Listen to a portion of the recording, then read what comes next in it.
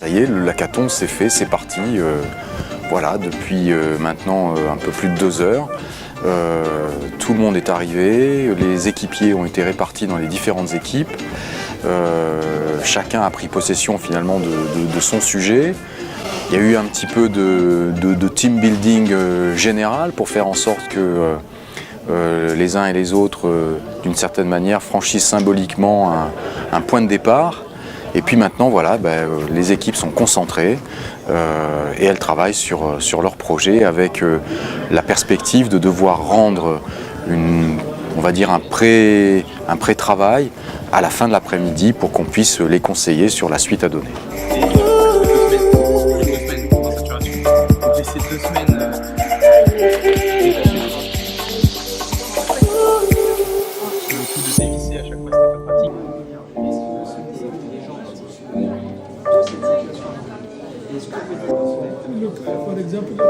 Ça avance bien parce que le thème de base, on y avait tous un peu réfléchi avant et ça nous touche tous de près ou de loin.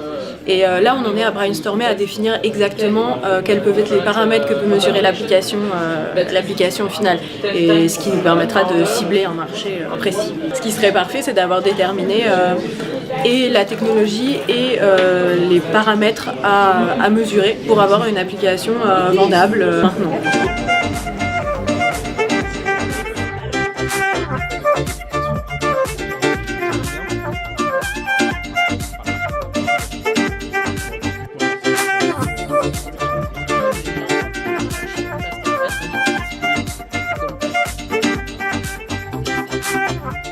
J'interviens comme, on va dire, coach volant sur différents groupes. L'objectif, c'est d'aiguiller les porteurs de projets, de les aider à dépasser les éventuels obstacles et puis de leur suggérer des idées au travers du retour d'expérience. Les équipes sont intéressantes parce qu'elles sont pluridisciplinaires et on voit qu'il y a une cristallisation, c'est-à-dire que les gens ont une démarche, c'est la démarche un peu des post-it, là. Il y a d'autres démarches qui se travaillent en groupe. Là-bas, ils travaillent autour d'une machine à commande numérique. Donc on voit qu'il y a une créativité, c'est-à-dire en termes humains, il y a effectivement une fédération et je trouve que ça avance plutôt bien. C'est-à-dire que les gens se sont accaparés le défi.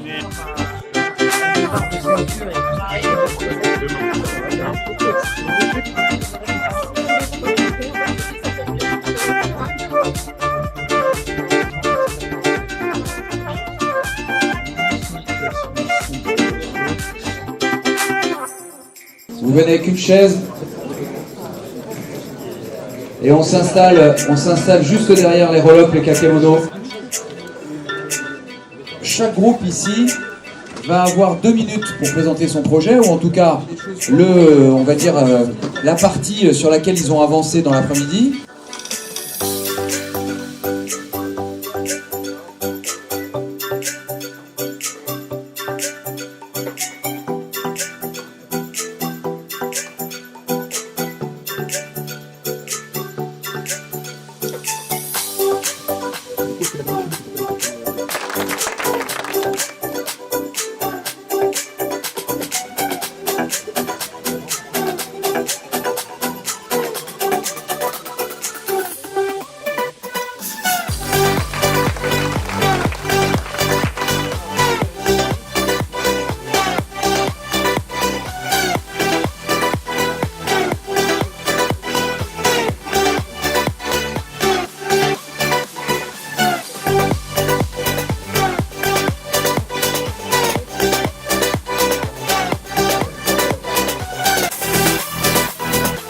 Il y a 2 kinés en permanence qui nous attendent pour des massages.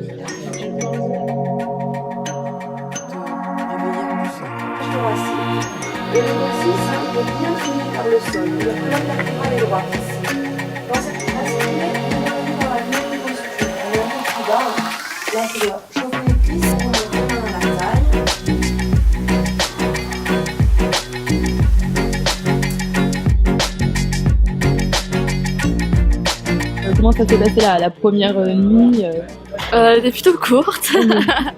Non, c'était pas mal, ça permet de réfléchir sur ce qu'on a fait dans la journée et de prendre de nouvelles idées et puis de repartir du bon pied. Du coup, il reste encore plein de choses à faire. Mais non, on se sent d'attaque, prêt à gagner.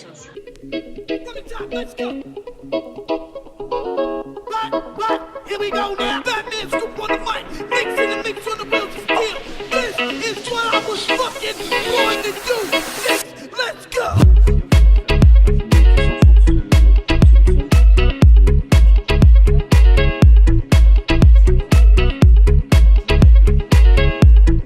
La particularité, c'est la richesse et la diversité des compétences. Jamais je n'ai eu dans un hackathon aujourd'hui on va dire un arc-en-ciel finalement de compétences ainsi présentes.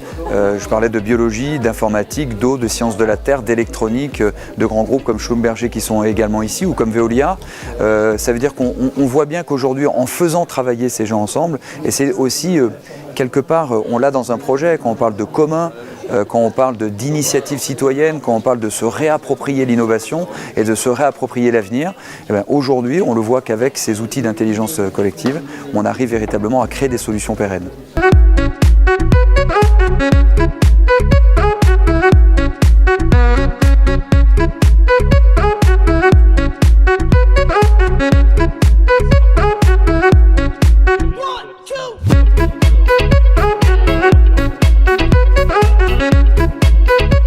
Avant de venir à l'hackathon, on avait choisi un défi. On avait pensé faire finalement une équipe Schlumberger très orientée, on va dire, développeurs. Et du coup, quand on est arrivé sur place, se trouvaient deux équipes sur le même défi. Et finalement, je pense que ça a été très bénéfique finalement pour nous de merger ces deux équipes en une, parce que justement les compétences étaient variées. Nous pouvions amener notre compétence logicielle et les autres personnes pouvaient amener leurs compétences domaine de l'eau que nous n'avions pas. On a essayé de bien occuper le terrain, de montrer qu'on était là.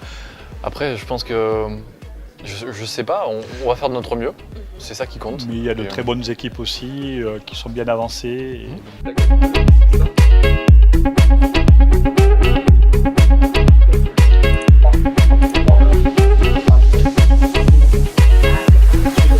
Collaboratif. Voilà.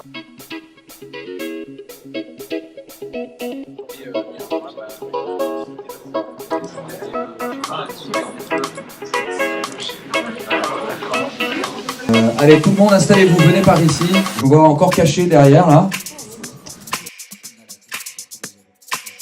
Merci à tous, il paraît que vous avez bossé comme des dingues, que ça va être passionnant et on en est ravis.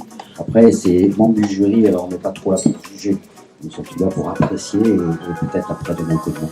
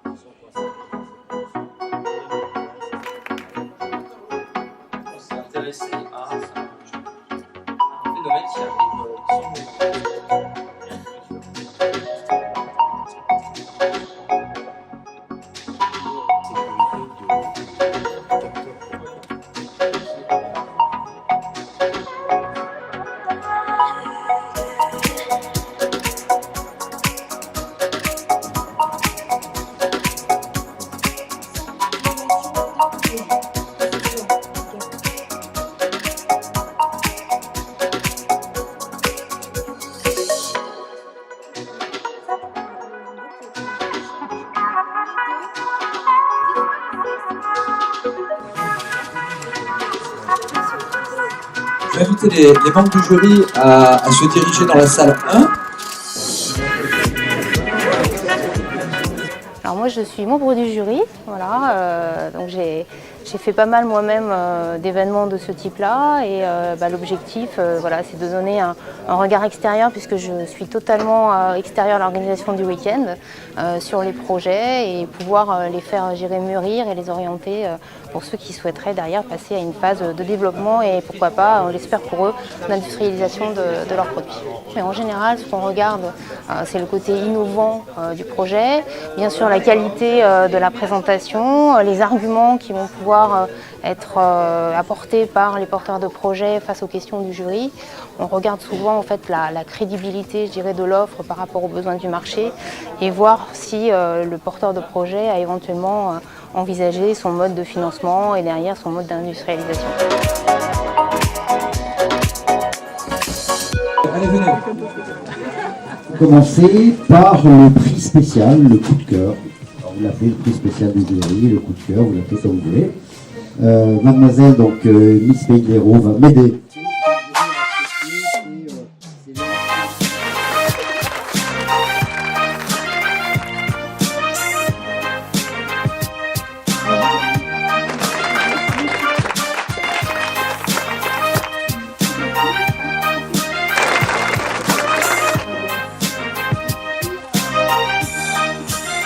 Pression monte, je crois, je sens que ça monte. Le premier prix est accordé à l'équipe Make It Blue.